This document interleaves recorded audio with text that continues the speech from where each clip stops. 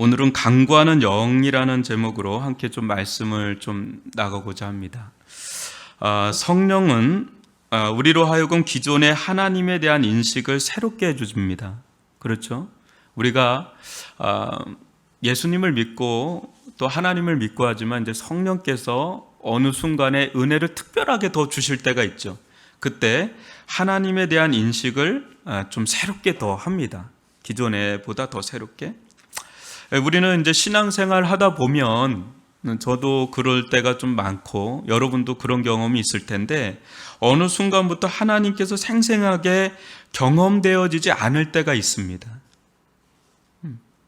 그럼에도 불구하고 뭐 하나님을 떠나 있지는 않아요. 떠나서 살지는 않는데 그 전에 하나님께서 생생하게 예배 때마다 찬양할 때마다 또 말씀을 혼자 묵상할 때마다 기도할 때마다 막 생생하게 그렇게 느껴지던 것이 잘 느껴지지 않는 때가 좀 있다는 거죠.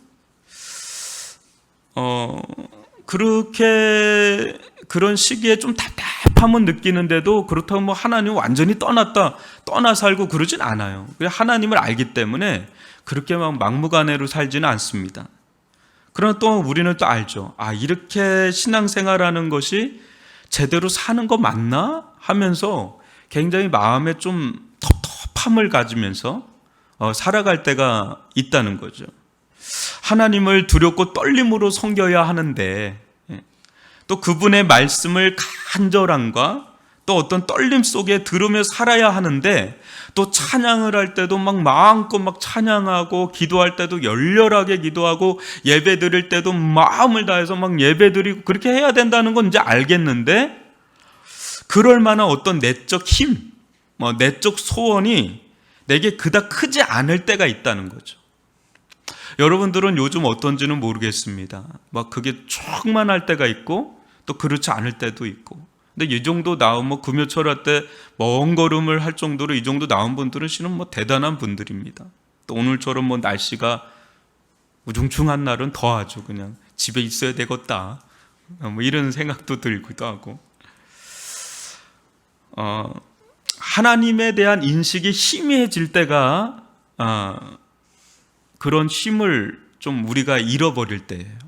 그래서 오히려 막 그런 때는 내 자아가 더 강해지고 내 환경과 조건이 더 크게 자각이 되는 거. 하나님에 대한 자각보다는 내 주변 환경이나 사람들 이런 대상들이 더 크게 자각이 되면서 영적 소원이 급격하게 하강하는 것을 경험할 때가 있다는 거죠. 또 이렇게 신앙생활에도 영혼의 뭐 약간의 찝찝함이나 또 풍성히 누리지 못하는 아쉬움은 있긴 하지만 삶에 크게 별탈은 없어요. 또 뭐 기도를 뭐 막 해도 뭐 비슷한 것 같고 안 해도 비슷한 것 같고 뭐 이래 사나 저래 사나 뭐 비슷한 것 같을 때 뭐 그냥 약간 영적으로 뭐 조금 뭐 이렇게 찝찝한 느낌은 있어도 뭐 또 인생이라는 게 또 이거 아니겠나? 언제나 뭐 불불불 하면서 살 수는 없지 않나? 때로는 소방수도 나타나서 좀 식었다가도 또 올라가고 이게 인생 아니겠나 하면서 이렇게 뭐 나름의 합리를 하면서 이제 가는 거죠. 그러다가요, 성령께서 역사하실 때가 또 있어요. 그럴 때 하나님의 하나님 되심이 너무 분명하게 자각이 되면서 또 성령님은 어떤 하나님입니까? 하나님을 경외케 하는 영입니다. 다음 주 이 부분을 좀 살펴볼 텐데 하나님을 경외케 하는 영이시기 때문에 하나님을 이전과는 또 다르게 두렵고 떨림으로 바라보게 하는 그런 경험을 하면서 또 영적인 상승의 은혜를 또 경험할 때가 또 있죠. 우리가 어떻게 보면 이렇게만 이제 가는 겁니다. 여러분, 이러한 때 거룩한 선지자였던 이사야도 하나님의 어미하신 임재 아래 놓였을 때 어떤 고백을 합니까? 그는 분명히 선지자였고 선지자 중에서도 아주 대선지자로서 그런 자임에도 불구하고 하나님을 특별히 더 경험할 때 그가 어떤 고백을 하는지 이사야서 6장 5절을 한번 보십시오. 같이 읽어볼까요? 시작.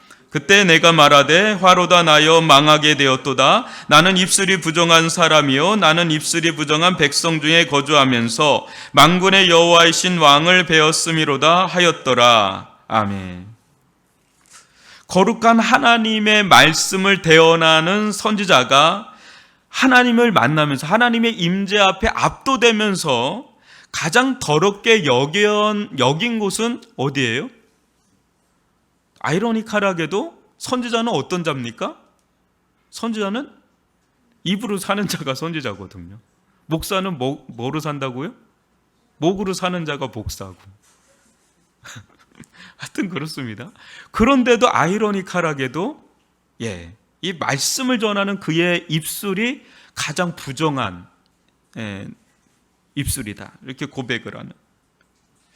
이와 같은 인식의 변화는 어때요? 내가 그렇게 하려고 해서가 아니라 성령께서 하나님의 영광을 또 하나님의 하나님 되심을 드러내 보이실 때 일어나는 거예요.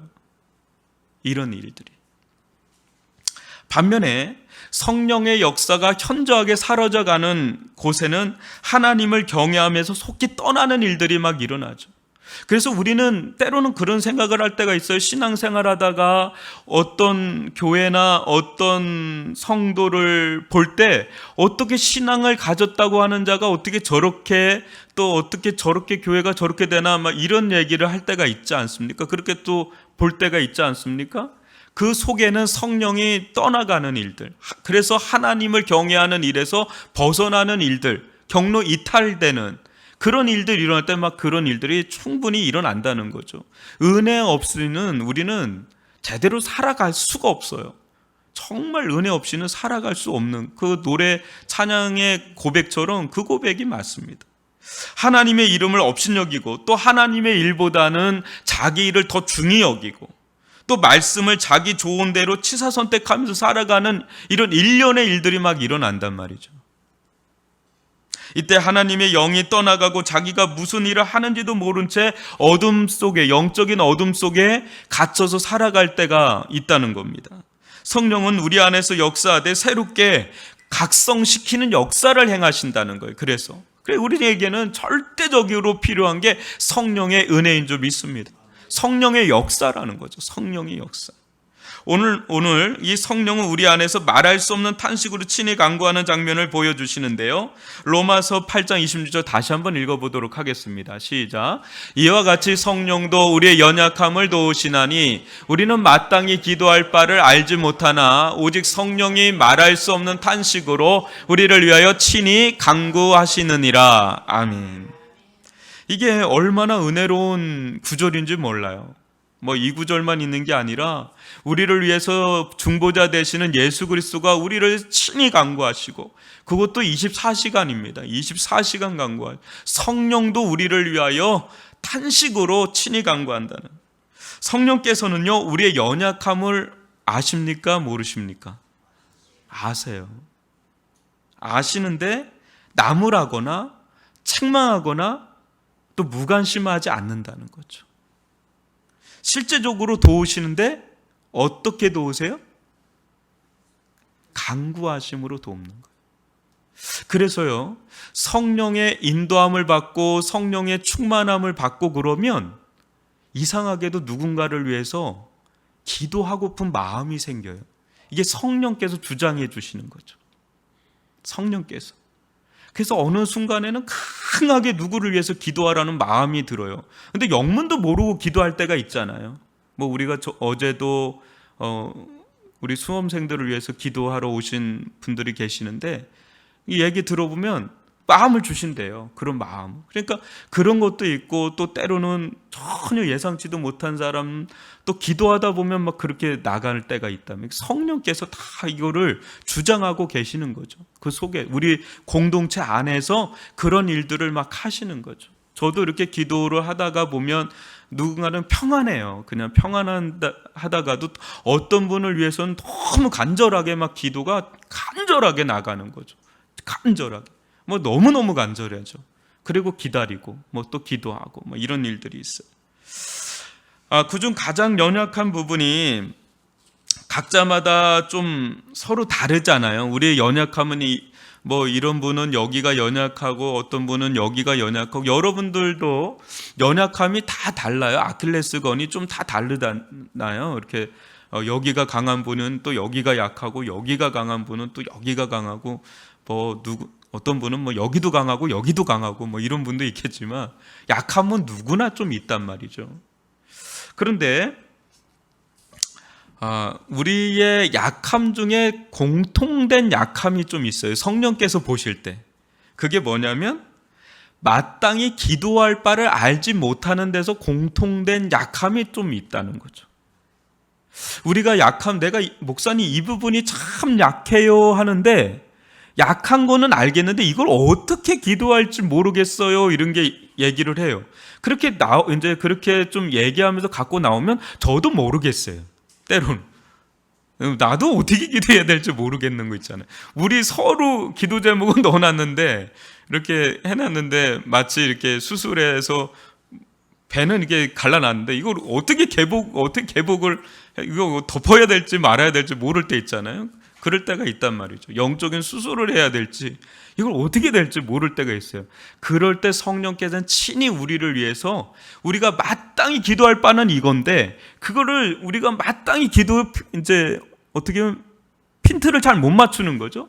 그럴 때 성령께서는 우리의 연약함을 친히 다 아셔서, 더 깊숙이 아셔서 우리를 위해서 마땅히 기도할 바를 기도해 주신다는 거예요.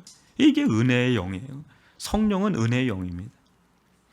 그래서요, 우리가 무엇을 기도해야 될지 또 어떻게 기도해야 될지 몰라서 기도의 문이 닫혀 있는 그 순간에 성령께서는 우리 가운데 말할 수 없는 탄식 속에 우리를 위해서 친히 간구한다는 거예요. 그러니까 어느 순간 이럴 때 있죠. 베갯잎을 붙잡고 쫙 하는데 이거는 내 탄식이기도 한데 내 속에 있는 성령께서 말할 수 없는 탄식으로 토해내는 거예요. 근데 그 속에 뭐 방언이 섞인 건 아닌데도 어마어마하게 많은 게 내포돼서 올라가는 거야, 하나님께.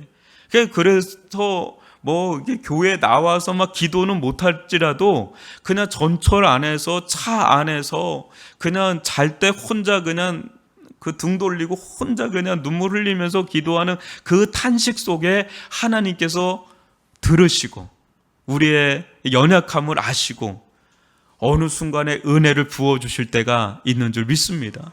우리가 막 열렬하게 잘해서 은혜 받을 때도 있지만 정말 나는 진짜 소망을 갖지를 못하고 아무 소망 없이 그냥 두 손 두 발 다 그냥 내려놓고 아무것도 없이 그냥 쭉 쳐져 있는 그 순간에 누군가를 통해서 우리의 영혼을 격려하고 우리를 위로하고 우리를 세우는 걸 경험할 때 하나님께서 다시금 나에게 힘을 주시는구나, 하나님께서 나에게 다시금 찾아오시는구나, 하나님께서 나를 도와주시는구나, 이런 걸 경험할 때가 있지 않습니까? 그 이면에는 성령께서 역사하고 있는 은총의 역사가 있다는 것이죠. 이것이 우리가 자랑할 것이 없다는 것을 여기서 볼 수가 있는 겁니다. 제가 예전에 기억이 나는 장례가 있었는데요. 한 10수년을 그 목동 병원에 누워 계신 분이 있었어요. 근데 이제 그분이 이제 소천하신 거예요. 그 전에 그 누워있기 10수년 전에 10년 가까이 됐나? 꽤 오랫동안 침상에 누워 계셔서 몸이 이렇게 비대하게 이렇게 해서 소천하신 분이신데, 그때 제가 거기 사역을 할 때 부교육자들은 무조건 염하는데, 그거를? 입간이죠? 입간하는데 항상 목사님이 좀 들어가게 하셨어요. 근데 거기 딱 들어가서 그 입간하는 장면, 염하는 장면을 이렇게 보면 정말 많은 걸 묵상하게 됩니다. 근데 그분을 놓고 정말 많이 묵상이 됐는데, 그분이 살핏줄이 다 터져서 소천하셨어요. 이게 하속 누워 계시니까 이 핏줄이 좀 약해졌나 봐요. 다 터져 소천하셨는데 무슨 의문점이 들었냐면, 저분이 10수년 동안 의식이 별로 없었는데 그전에는 예수님을 믿었다는데 그 10수년 동안에 저분의 신앙은 과연 어떤 신앙일까? 그게 너무 고민스러웠던 거예요. 내내 그걸 묵상하면서 기도하는데 하나님께서 그런 마음을 주시더라고요. 네가 알지 못하는 가운데 그의 영혼에 내가 역사하고 있었다라는 그런 마음을 주면서 마음의 평안함이 있었어요. 그분을 향해서. 이건 제 혼자의 독백입니다. 그냥. 근데 그런 생각이 드는 거죠. 그 10년 가까이 그냥 거의 의식 없이 지낸 그분의 영혼을 어떻게 다루셨을까? 그거는 우리가 헤아릴 수 없는 신비의 영역이라는 거죠. 그냥 우리가 교회도 못 나오시고 기도도 못하고 말씀도 못 보고 예배도 못 드린 지가 10년 가까이 된 분이 과연 구원받을 수 있을까? 신앙은 어떻게 될까? 이런 것들에 대해서 네가 지레짐작 판단하지 말라는 마음이 이게 생기는 거죠. 우리가 알지 못하는 가운데 성령께서는 우리의 연약함을 도우시는 분인 줄 믿습니다. 먼저 우리가 성령의 사역에 대해서 알아야 할 것이 있는데요, 그것은 성령은 우리와 함께 하시는 수준을 넘어서요. 위드, 그러니까 임마누엘의 수준을 넘어서고 어디까지 들어가요? 성령은 위드를 넘어서 인, 우리 안에 동거자로서 계신다는 게 성령의 은혜입니다. 우리 예수님과 제자들은 어떻게 했어요? 함께 했잖아요. 그죠?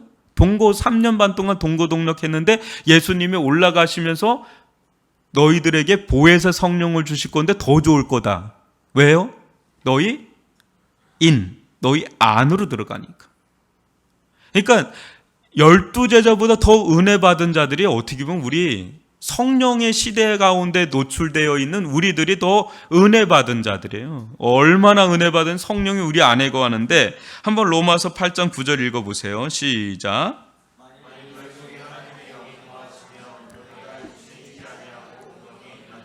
누구든지 그리스도의 영이 없으면 그리스도의 사람이 아니니라. 뭐예요? 너희 속에 하나님의 영이 거하시면. 그러니까 우리 속에 하나님의 영이 거하신다고 나오고, 고린도전서 3장 16절도 읽어봅시다. 너희는 너희가 하나님의 성전인 것과 하나님의 성령이 너희 안에 계시는 것을 알지 못하느냐.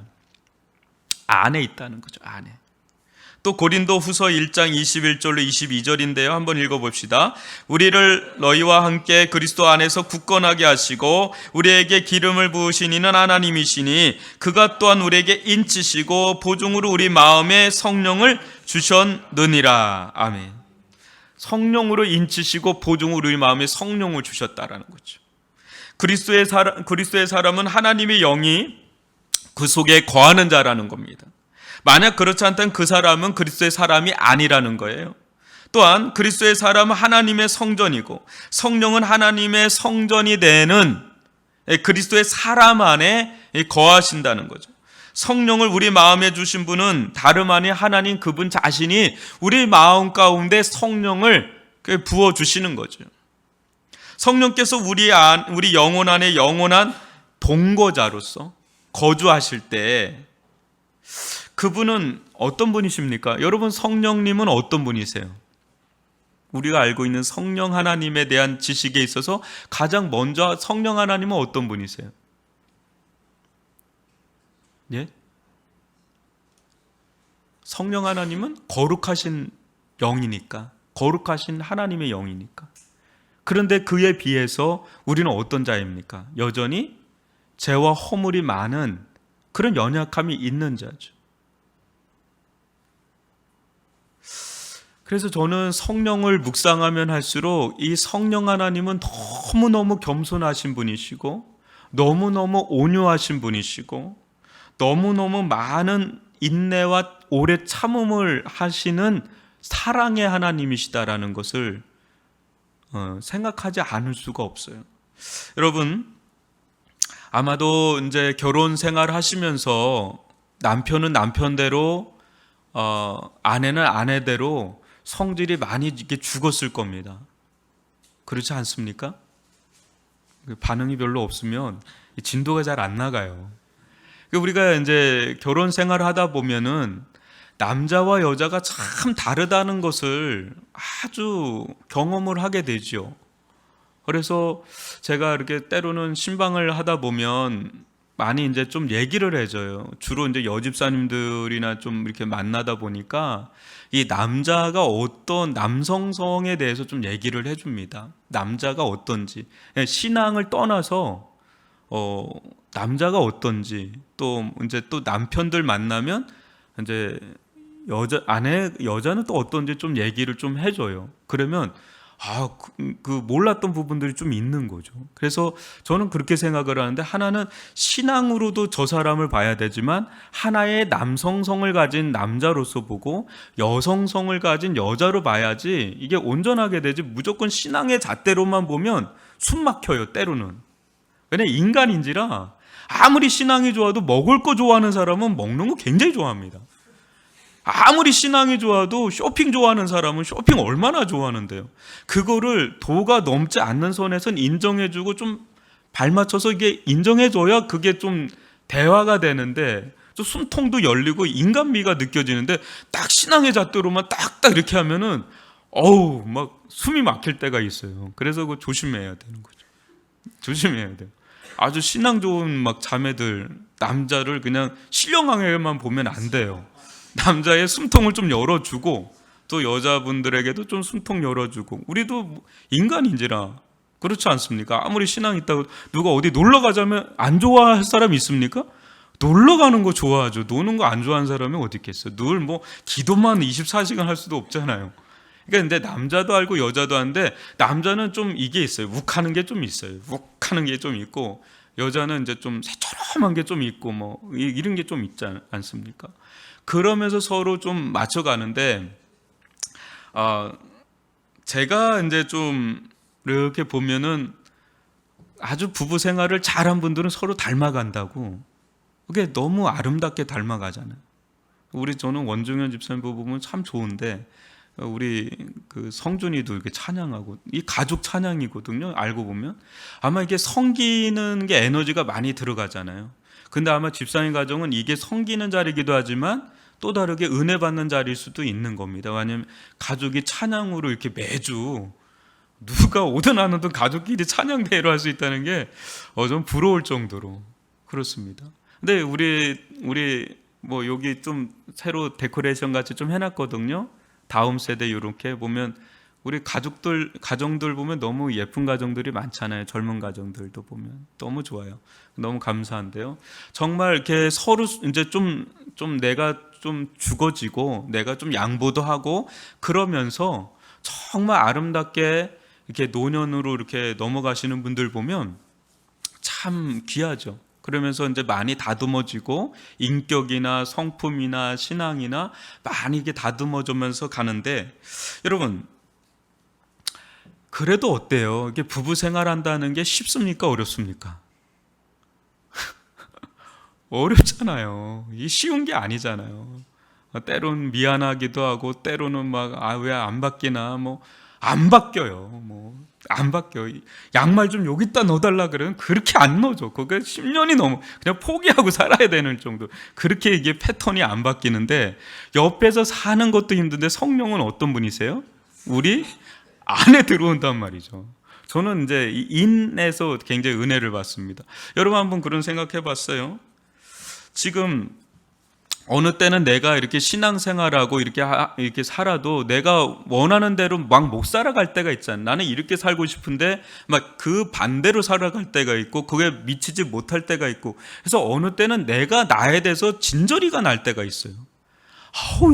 이렇게도 답답하게 안 바뀔까?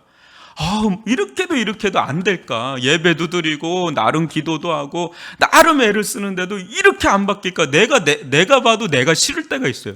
어느 때는 거울 보면서 거울아 누가 이 세상에 제일 나다 막 그 자존감이 막 승천할 때가 있는데, 밤에 뭐 어느 순간에 그냥 보면 어느 순간인가 내가 싫을 때가 있단 말이에요. 나도 나를 싫은데 누가 나를 좋아할까 싶을 정도로 그럴 때가 있는데, 그 성령님은 어떤 분이세요? 그런 싫은 나 속에 있는 분이거든요. 이게 이제 내 안에, 여러분 보세요. 의식의 세계이든 무의식의 세계이든 오늘 하루를 여러분 생각해 보세요. 오늘 하루 여러분 어떤 생각을 했고 어떤 마음을 품었습니까? 좋은 생각, 좋은 마음만 품었습니까? 아니면 좋지 않은 생각과 좋지 않은 마음도 품었습니까? 좋지 않은 생각, 좋지 않은 마음도 있었고, 근데 왜 그 나름대로 이렇게 가려워서 아무도 몰라. 근데 누군 알아요? 성령님은 아시잖아요. 왜요? 우리 안에 계시기 때문에. 우리 안에 계신데 그분은 너무너무 힘들죠. 왜요? 아까 말했잖아요. 거룩하신 영이시기 때문에 그럴 때 어떤 분은 목사 하나님은 힘드시지 않아요. 전능하신 분인데 뭘 힘들어요. 하나님이시기 때문에 더 힘들어요.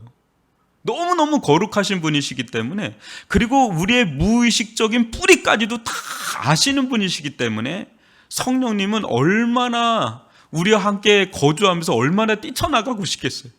근데 한 번 들어온 성령은 사라지지 않거든요.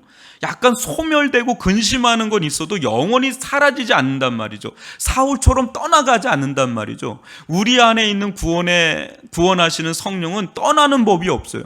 그냥 한 번 그냥 예수 그리스도와 결혼을 했기 때문에, 우리는 예수 그리스도의 신부잖아요. 한 번 결혼했으면 영원하기 때문에, 이게 성령께서 우리 안에 거주하시면서 얼마나 곤욕스러울 때가 많은지, 저는 이런 것을 생각할 때 성령께서는 어떻게 보면 예수님이 더 나아. 예수님 한 번에 그냥 십자가로 죽으면 되는데, 성령은 어떻게 보면 매일같이 그냥 고초를 당하시는 거야. 우리 속에서 우리의 연약한 죄와 허물과 이거를 아주 그냥 다 감내하고 인내하고 오래 참고 그러면서 우리를 이끌어 가시거든요. 계속 성화의 작업을 해 나가시는데, 이건 좀 은혜를 주셨다가도 톡 까먹고 또 와가지고 천부에 의지 없어서 오고, 또 은혜 주면 톡 까먹고 또 오고, 막 이렇게 이게 반복이거든요. 그런 우리들을, 이런 연약한 우리들을 이 목자가 되셔가지고 뿔난 양처럼, 진짜 아예 하나님 모르는 양이면 모르는데, 이건 하나님도 안다고 하는 사람이 어쩜 이렇게 살까 하면서 얼마나 하나님 탄식하면서, 그럼에도 불구하고 성령께서는 우리를 떠나지 아니하시고 계속해서 인내하시면서 사랑의 영이고 은혜의 영이라고 그러거든요. 그러면서 우리를 다루어 가시는 그런 성령 하나님이신 줄 믿습니다. 그래서 고린도전서 2장 10절로 11절 한번 읽어보세요. 시작. 오직 하나님이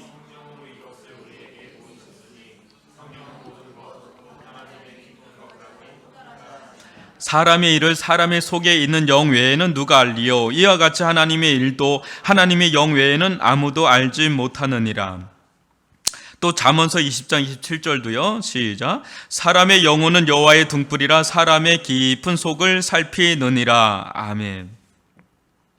성령은요, 우리의 영혼 아주 깊은 밑바닥까지 다 보시고 헤아리는, 살피시는 그런 분이시란 말이죠. 감찰하시는 영이시면서 그걸 다 아신단 말이죠.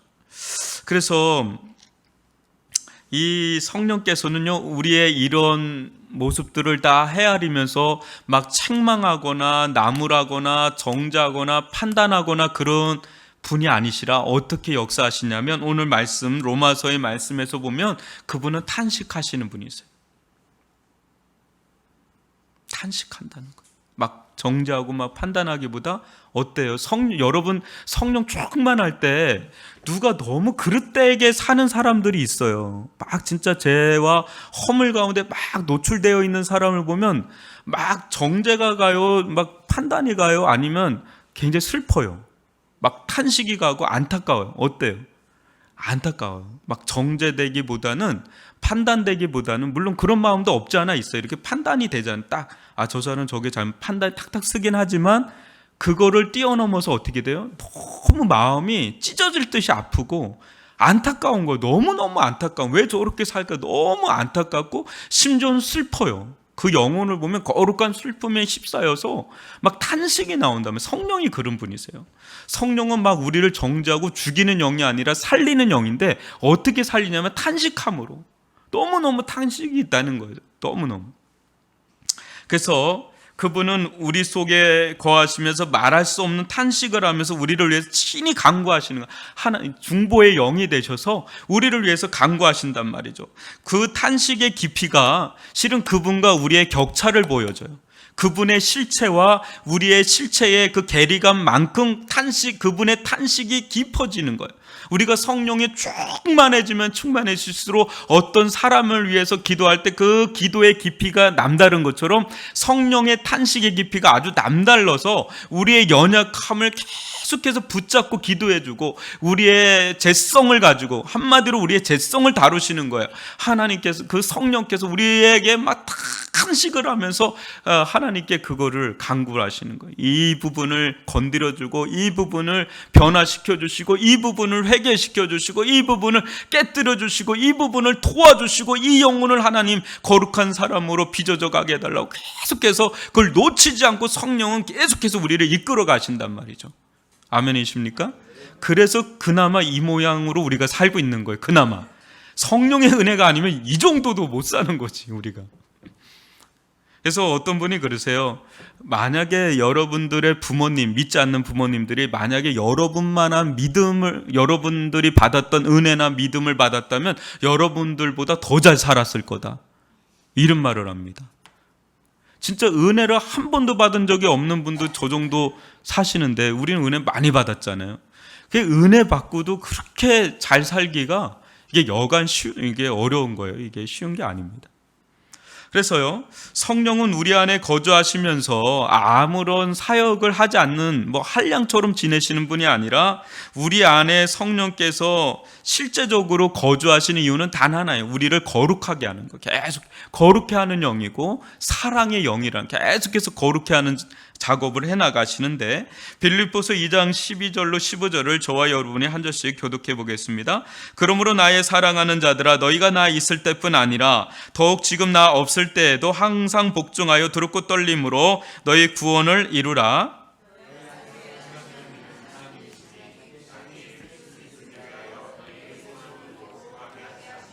모든 일을 원망과 시비가 없이 하라.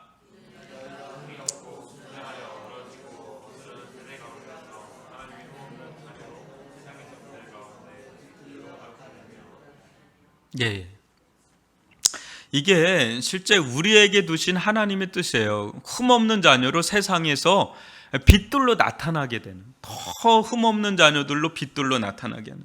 그래서 하나님은 우리에게 마음의 소원을 주셔서 성령으로 하여금 온전한 구원으로, 완전한 구원으로 계속해서 우리를 이끌어 가신단 말이죠. 그래서 성령께서 우리 안에 들어오실 때는 소원을 막 일으키세요. 거룩한 소원을 막 일으키셔서 내가 하나님 앞에 거룩하게 다시금 살아야 되겠다라는 열망과 열정을 다시금 북돋아 주세요. 계속 북돋아 줘서 막 그 기름을 막 부어 주시는 거죠. 그러면서 하나님 앞에 나아가게 한단 말이죠. 그래서 이 세대에서, 어그러진 이 세대에서 하나님의 빛의 자녀들로, 빛들의 자녀들로 우리를 일으켜 세우신단 말이죠. 또 오늘 읽었던 로마서 8장 28절로 30절도 한번 보시죠. 저와 여러분 한 절씩 또 읽어보겠습니다. 우리가 알거니와 하나님을 사랑하는 자 곧 그의 뜻대로 부르심을 입은 자들에게는 모든 것이 합력하여 선을 이루느니라.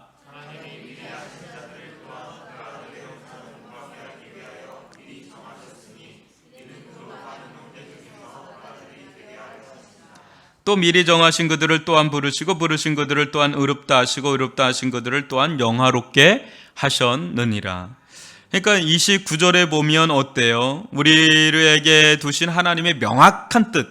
우리는 그런 얘기 많이 하잖아요. 목사님, 나에게 두신 하나님 뜻이 뭡니까? 우리 자녀에게 두신 하나님의 뜻이 뭡니까?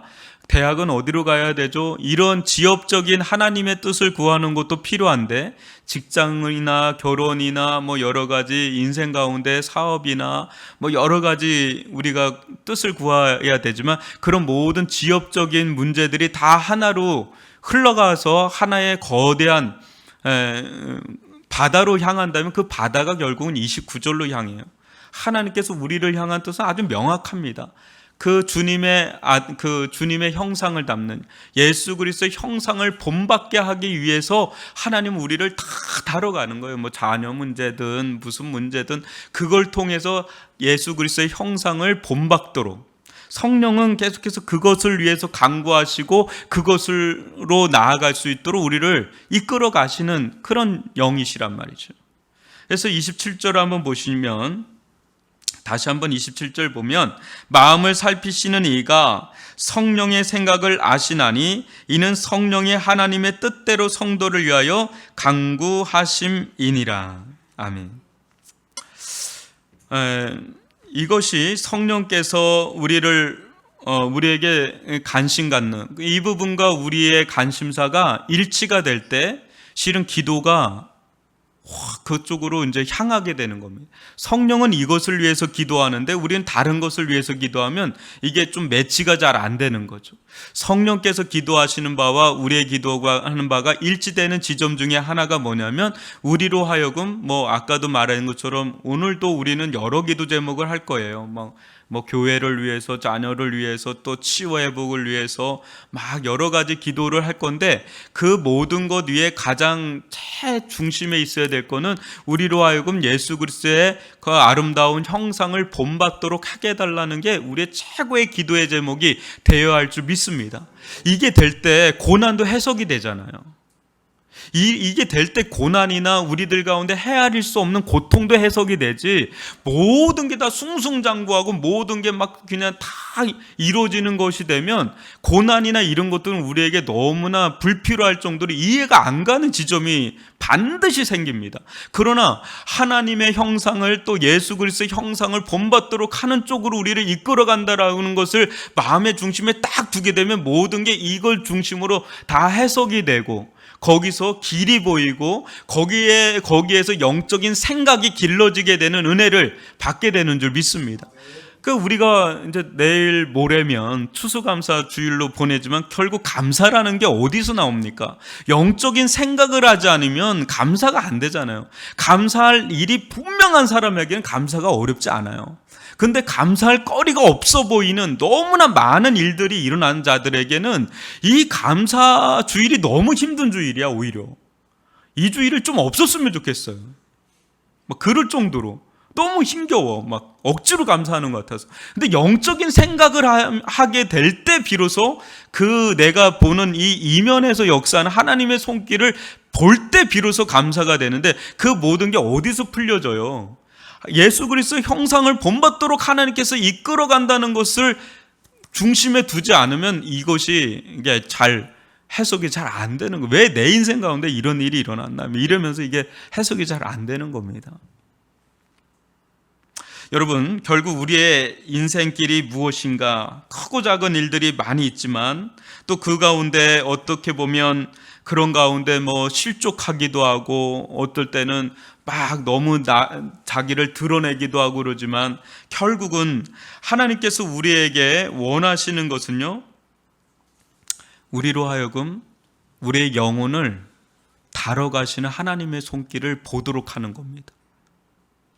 우리는 인생을 한참 지내서야 자기 영혼에 대해서 관심을 가질 때가 참 많아요. 제가 한 몇 달 됐나요? 이한이라고 하는 배우 있잖아요. 크리찬인 것 같아요. 어느 날 이렇게 어디에서 강연하는 장면이 나왔는데 너무 제가 깜짝 놀랐어요. 얼마나 묵상의 힘이 강한지 되게 묘하게 이렇게 이제 일반 크리스찬들을 대상으로 한 데가 아니니까 언어를 잘 사용하는데 정확하게 신자로서 그들 가운데 어필을 하는데 영혼의 힘에 대해서 어필을 하더라고요.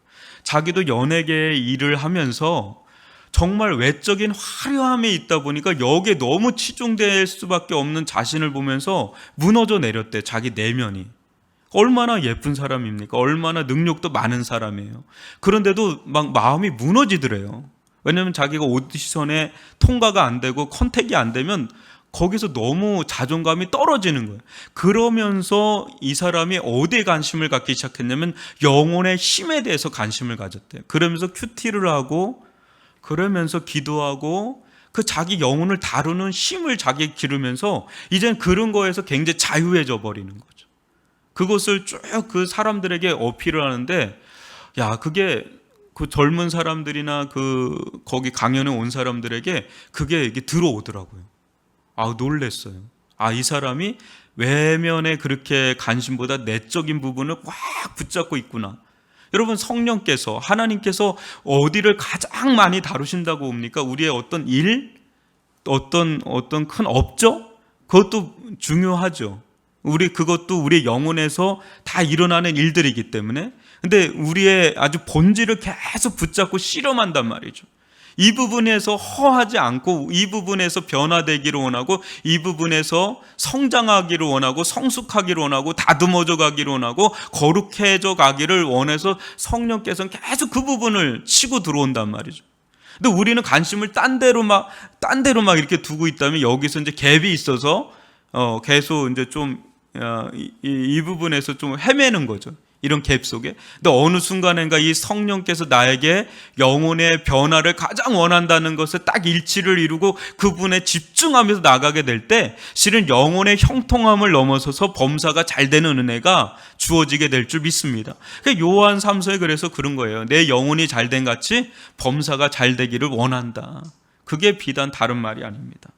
그래서 히브리서 12장 10절로 11절 한번 읽어보죠. 시작.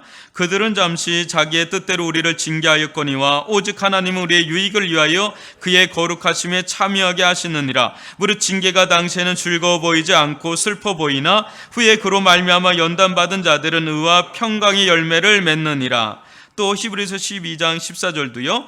모든 사랑과 더불어 화평함과 거룩함을 따르라. 이것이 없이는 아무도 주를 보지 못하리라. 결국은 우리 영혼이 누굴 보는 겁니까? 주를 보는 거죠. 주님을 보는 거죠. 그래서 주를 보기 위해서는 어떻게 해야 된대요? 이것이 없이는 아무도 주를 보지 못한다니까.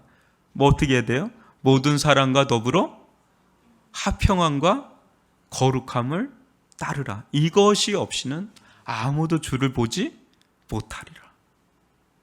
그래요.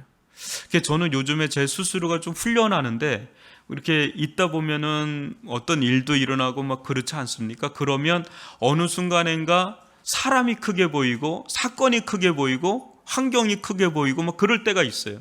나도 모르게 그래요. 그리고 내가 그 순간엔 내가 커져 있더라고요. 그때 제가 지금 요즘에 훈련하는 게 그 사이에 예수가 보이냐, 이걸 제가 질문을 던집니다. 순간에. 아내하고의 사이에서도 순간에 아내가 크게 보이든지 내가 크게 보이면 그 순간 예수님이 보이냐, 이렇게 되는 거예요. 예수가 보이냐. 또 어떤 사람과일 때 그 사람이 크게 보이든지 내가 크게 보이는 그 순간에 질문 또 예수가 보이냐. 어떤 환경이 있고 난처한 환경과 조건이 막 주어지면 그 순간에 그게 너무 나를 압도해버리면 난 눌러버리잖아요. 그 순간에 예수가 보이냐, 예수가 크게 보이냐. 예수가 보이면 그거는 제대로 가는 거예요. 근데 어느 땐 내가 너무 커 보인다든지 아니면 상대 쪽이 너무 크게 보이면 그때는 이제는 예수가 사라지고 뭐 맞는 얘기를 막 서로 하는 것 같은데 실상 다 틀린 얘기예요. 서로 간에. 왜? 예수가 거기서 싹 빠져 있기 때문에 그거는 주가 안 보이는, 화평을 이룰 수도 없고 거룩을 이룰 수도 없고. 이 훈련을 요즘 좀 하게 됩니다. 이제 여러분도 한번 그 훈련 좀 해보십시오. 이게 회사에서 또 직장에서 뭐 생활하거나 교회에서 뭐 할 때 뭐 어떤 문제가 크게 보이거나 할 때 내가 좀 강해질 때가 있어요. 내 자아가 와 강해지거나 아니 저쪽이 너무 강하게 보일 때 그 순간에 예수가 보이면 오래 참아야 된다. 네가 죽어야 된다. 네가 참아야 된다. 사랑은 오래 참고 온유하며 인내하며 견디며. 여러분, 사랑의 가장 많은 요소가 인내, 견딤, 오래 참, 이게 3-4가지가 그 사랑의 요소 안에 있잖아요. 그러니까 사랑이 그렇게 뭐 낭만적이지 않습니다. 그냥 내내 참아야 돼요. 그냥 참아야 돼요. 그런 게 많죠. 성령께서 우리들 가운데 그런 영혼을 다뤄 가신다는 것. 내가 죽고 내 안에 예수가 사는. 그래서 저는 성령은 강구하는 영이시거든요. 심지어는 여러분이 이 자리에 못 와도, 또 이 자리에 못 오신 분들이라도 성령은 다 친히 강구를 해주세요. 24시간 영원토록 강구를 해주세요. 그래서 우리가 천상의 나라까지 가는데 부족함이 없도록 우리를 이끄시는 선한 목자가 되시는 줄 믿습니다. 그래서 성령이 우리에서 탄식하면서 강구하는 수준을 넘어서서 때로는 성령이 우리 안에서 막 춤을 추듯이 역사하는 그런 은혜를 누릴 수 있기를 바라고요. 탄식을 넘어서서 기쁨으로. 그래서 어느 순간에 여러분 기도하면 어때요? 성령께서 막 부어주는 기도, 성령께서 어느 때는 막 노래까지 하잖아요. 성령의 찬양을 막 주실 때가 있잖아요. 없나요? 막 이게 무슨 노래인지는 모르는데 그 어떤 곡조에 맞춰가지고 막 내가 노래를 막 부를 때가 있어. 이것 막 내가 어디다 녹음해 놓고 싶을 노래 가사들 막 그럴 때가 있지 않습니까? 그럴 때 막 내 속에서 성령이 막 역사하고 춤을 추듯이 막 그런 은혜들을 누릴 수 있기를 바랍니다. 우리 성령님을 너무너무 아프게 하는 게 아니라 존귀케 여기고 또 거룩하게 여기고 또 그분을 높이고 그분을 기쁘게 해드리고 그분이 원하시는 삶으로 나아가는 그런 길을 걸어갈 수 있기를 주님의 이름으로 축원합니다.